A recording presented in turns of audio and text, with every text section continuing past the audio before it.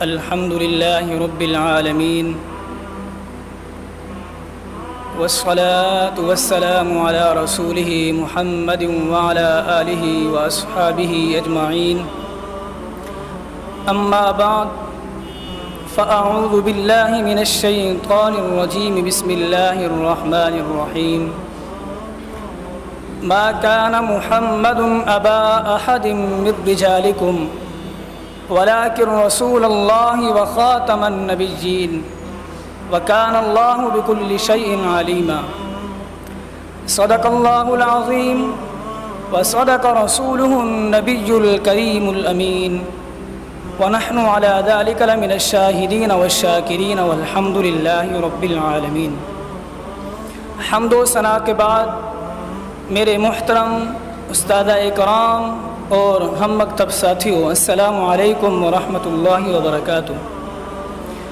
میرا جو آج کا موضوع ہے وہ ہے عقیدہ ختم نبوت اور فتنہ قادیانیت۔ اللہ تبارک و تعالی قرآن مجید میں ارشاد فرما رہا ہے ما کان محمد ابا احد من رجالکم ولکن رسول اللہ وخاتم النبیین۔ اے محبوب، تم مردوں میں سے کسی کے باپ نہیں بلکہ اللہ کے رسول اور آخری نبی ہیں۔ وَكَانَ اللَّهُ بِكُلِّ شَيْءٍ عَلِيمًا، اور اللہ تبارک و تعالی ہر چیز کو اچھی طرح جانتا ہے۔ حضرات محترم، سب سے پہلے میں آپ کو یہاں پر یہ بتاتا ہوئے چلتا ہوں کہ عقیدہ ختم نبوت کیا ہے۔ عقیدہ ختم نبوت کا معنی ہے کہ اللہ تبارک و تعالی کی طرف سے انبیاء کرام علیہ السلام کو بھیجنے کا اختتام۔ عقیدہ ختم نبوت اسلام کے بنیادی عقائد میں سے ہے، جس کا مطلب ہے کہ حضور صلی اللہ علیہ وآلہ وسلم کے بعد کوئی نبی نہیں آ سکتا اور آخری نبی ہیں۔ اور جو شخص یہ سمجھتا ہو کہ آپ صلی اللہ علیہ وآلہ وسلم کے بعد کوئی نیا نبی آیا ہے یا آ سکتا ہے یا نئی شریعت والا یا آپ کی شریعت پر، تو وہ کافر ہے۔ اور ایسا شخص، ایسا عقیدہ رکھنے والے شخص کے بارے میں اس کو مسلمان سمجھا یا اس کے کافر ہونے میں شک کرنا بھی کفر ہے۔ اب اللہ تبارک و تعالی قرآن مجید میں ارشاد فرما رہا ہے وَإِذْ أَخَذَ اللَّهُ مِيثَاقَ النَّبِيِّينَ لَمَا آتَيْتُكُم مِّن كِتَابٍ وَحِكْمَةٍ ثُمَّ جَاءَكُمْ رَسُولٌ مُصَدِّقٌ لِّمَا مَعَكُمْ لَتُؤْمِنُنَّ بِهِ وَلَتَنصُرُنَّهُ۔ اے محبوب، وہ وقت یاد کرو جب اللہ تبارک و تعالی نے تمام انبیاء سے پختہ وعدہ لیا،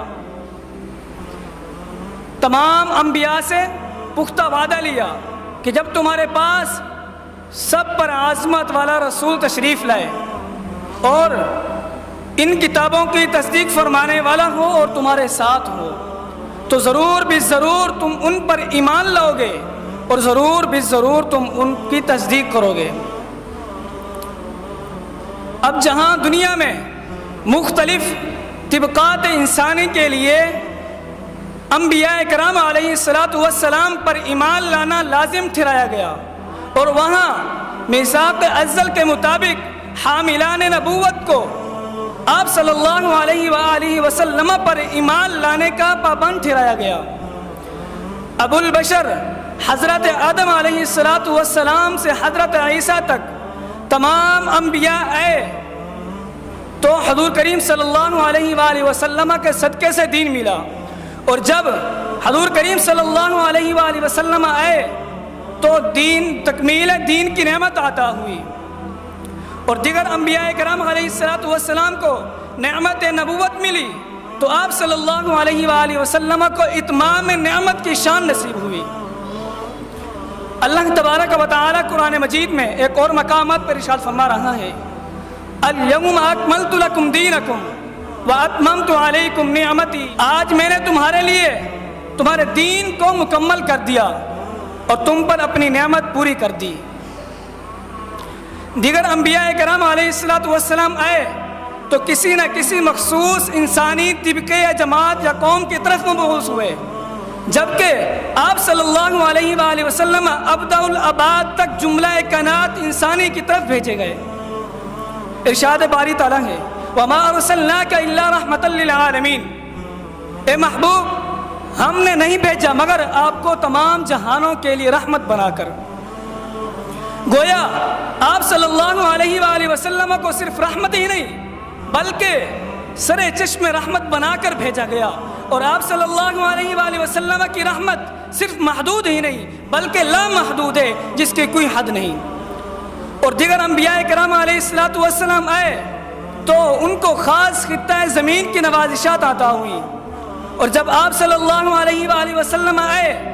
تو ان کو زمین و آسمان کے خزانے عطا کر دیے گئے۔ قرآن کریم میں 98 آیات میں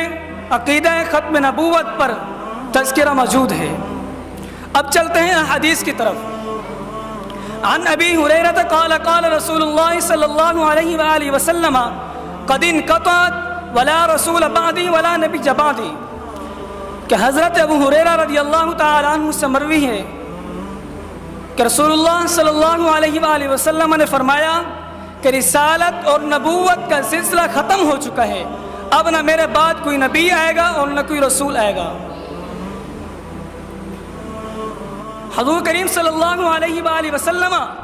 اپنی شان ختمیت کا ایک مقام پر اظہار کرتے ہیں، فرمایا میرے اور میرے انبیاء کرام علیہ السلام کی مثال ایک ایسے شخص کی طرح ہے جس نے ایک گھر کو تعمیر کیا، خوبصورت اور عمدہ بنایا، اور اس میں ایک جگہ اینٹ کی جگہ چھوڑ دی، اور لوگ آتے اس کو دیکھتے، ارد گرد گھومتے اور اس کی تعریف بیان کرتے اور یہ پوچھتے کہ یہ اینٹ کیوں نہیں لے گئی، بس میں ہی قصر نبوت کی آخری اینٹ ہوں اور میں ہی آخری نبی ہوں، میرے بعد کوئی نبی نہیں آئے گا۔ اور تو اور حضور کریم صلی اللہ علیہ وآلہ وسلم کا محشر کے دن بھی ختم نبوت کا تذکرہ ہوگا، ختم نبوت کا قیامت کے دن بھی تذکرہ ہوگا۔ حضور کریم صلی اللہ علیہ وآلہ وسلم نے فرمایا کہ عقیدہ ختم نبوت ایک ایسی حقیقت ہے کہ جس کے بارے میں ہر نبی اور ہر قوم کو علم تھا کہ وہ دنیا میں بھی تذکرہ کرتے تھے اور آخرت میں بھی تذکرہ کریں گے۔ اس حدیث مبارکہ سے یہ ثابت ہوتا ہے کہ جہاں قیامت کے دن جہاں آپ کے اور دیگر شانوں کے تذکرے ہوں گے وہاں عقیدہ ختم نبوت کے بھی تذکرے ہوں گے۔ اب چلتے ہیں ائمہ و محدثین کے اقوال، ان کا موقف کیا ہے عقیدہ ختم نبوت پر۔ امام فخر الدین رازی علیہ رحمہ فرماتے ہیں کہ آپ صلی اللہ علیہ وآلہ وسلم آخری نبی ہیں، آپ کے بعد کسی دوسرے نبی نے آنا ہوتا تو وہ کسی حد تک تبلیغ کا مشن نامکمل چھوڑ جاتا تاکہ بعد میں آنے والا اس کو مکمل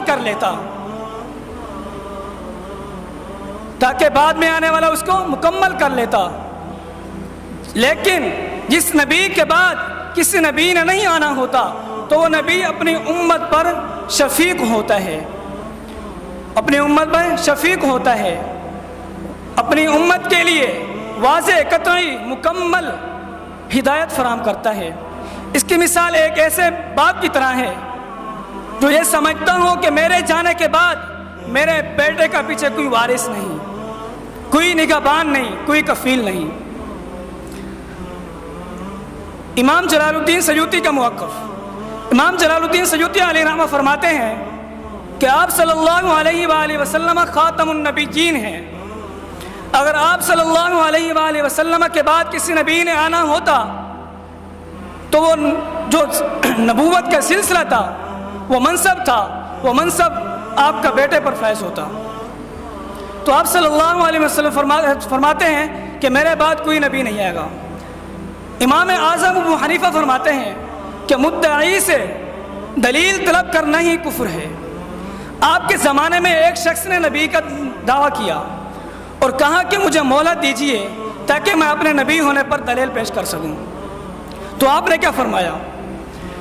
آپ نے فرمایا حضور کریم صلی اللہ علیہ وآلہ وسلم آخری نبی ہیں، اگر کوئی شخص نبی کا دعویٰ کرتا ہے وہ بھی کافر ہے، اور جو نبی کا دعویٰ کرنے والا ہے اسے دلیل طلب کرے وہ بھی کافر ہے، کیونکہ حضور صلی اللہ علیہ وآلہ وسلم نے فرما دیا لا نبی بعدی، میرے بعد کوئی نبی نہیں آئے گا۔ امام غزالی علیہ رحمہ فرماتے ہیں کہ تمام امت محمدیہ صلی اللہ علیہ وآلہ وسلم نے اس لفظ سے یعنی خاتم النبیین اور لا نبی بعدی سے ہمیشہ یہی سمجھا ہے کہ آپ صلی اللہ علیہ وآلہ وسلم آخری نبی ہیں، آپ کے بعد کوئی نبی نہیں آئے گا، اور اس میں کسی قسم کی کوئی تعویل اور تخصیص نہیں ہو سکتی، اور اس کا منکر جو ہے وہ اجماع امت کا منکر ہے۔ تاریخ میں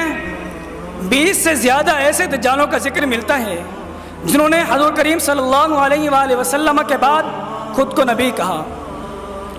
دور رسالت میں آپ صلی اللہ علیہ وآلہ وسلم میں یمامہ کے اندر مسیلمہ کذاب نے نبی ہونے کا جھوٹا دعویٰ کیا، اور حضرت سیدنا صدیق اکبر رضی اللہ عنہ نے خلیفہ بننے کے بعد اس کے خلاف جہاد کیا، جس میں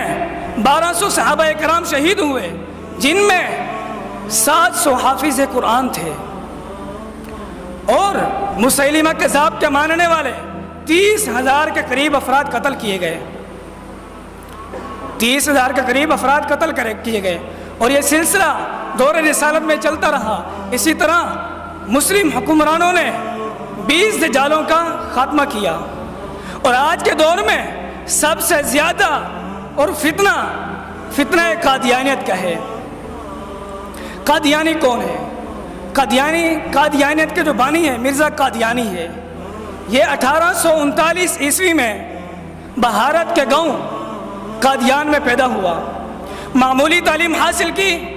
اس کے بعد ڈپٹی کمشنر سیالکوٹ کی کچہری میں 4 سال تک ملازم رہا۔ انگریز حکومت نے مسلمانوں کو دین سے دور کرنے کے لیے اسے تیار کیا۔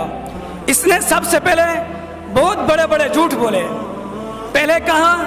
کہ مجھے الہام ہوتا ہے، پھر کہا قرآن کریم اللہ تبارک و تعالی سے پیغام آتا ہے، پھر کہا میں مسیح ہوں، یعنی حضور کریم صلی اللہ علیہ وآلہ وسلم نے میرے آنے کی خوشخبری دی تھی۔ اسی طرح 1901 عیسوی میں اس نے اپنے آپ کو نبی کہنا شروع کر دیا، اور اللہ تبارک و تعالی اور اس کے حبیب صلی اللہ علیہ وآلہ وسلم اور دیگر انبیاء کرام علیہ السلام کی بے شمار گستاخیاں کی، اور مسلمانوں کو غلیظ ترین گالیاں دینا شروع کر دی۔ بالآخر 1908 عیسوی میں واصل جہنم ہوا۔ آئین پاکستان، دستور پاکستان کے مطابق قادیانی کافر ہیں، انہیں اس بات کی اجازت نہیں کہ یہ خود کو مسلمان کہیں یا اپنے جھوٹے مذہب کے ساتھ اسلامی شعراء کے نام کو استعمال کریں یا اپنے جھوٹے مذہب کی تبلیغ کریں، اور تو اور اپنے ناموں کے ساتھ مسلمانوں کے ناموں جیسے نام بھی نہیں رکھ سکتے، یہاں تک کہ وہ کسی ملک کے صدر یا اسمبلی یا پارلیمنٹ کے رکن بھی نہیں بن سکتے۔ آئینی پابندیوں ہونے کے باوجود ہماری حکمرانوں کی مسلم حکمرانوں کی سستی کے سبب یہ لوگ دنیا بھر میں پیغام پہنچا رہے ہیں، اور مختلف زبانوں میں ٹی وی چینل پر بیٹھ کر لوگوں کو گمراہ کر رہے ہیں، اور لوگوں کو علاج کا بھانسا دے کر ان کو مسلمانوں کو مرتد کر رہے ہیں، اور کئی کالج اور یونیورسٹی اسکولز میں بھی ان کی سرگرمیاں جاری ہیں، اور کئی اہم حکومتی عہدوں پر بھی مسلط